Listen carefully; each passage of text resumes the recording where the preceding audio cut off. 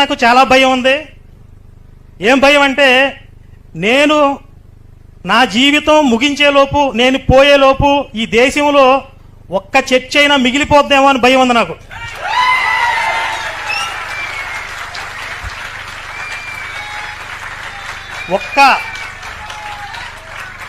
ఒక్క పాస్టర్ గాడైనా, ఒక్క zombie virus అన్న మిగిలిపోతారేమో అని భయపడుతూ ఉంటాను ప్రతి క్షణం.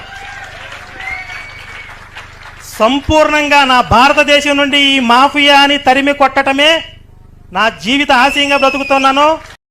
కరుణాకర్ సుగుణ గారు, మీరు చచ్చిపోయే లోపల ఒక్క చర్చి మిగిలిపోద్దేమో, ఒక పాస్టర్ మిగిలిపోతాడేమో కాదు, మీరు చచ్చిపోయే లోపల ఒక్క పాస్టర్ని కూడా ఆపలేరు, ఒక్క చర్చిని కూడా మూత వేయలేరు, ఒక్క క్రైస్తవుని కూడా భక్తి జీవితంలో నుంచి పక్కకు తప్పించలేరు. ఇది రాసి పెట్టుకోండి.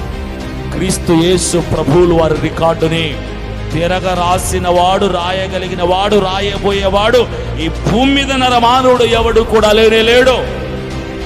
ఆయన సజీవుడంతే. బైబిల్ని తగలబెట్టిన వాళ్ళెందరో మీలాంటి వాళ్ళు ఈరోజు అదే బైబిల్ని పట్టుకుని స్వార్థను ప్రకటి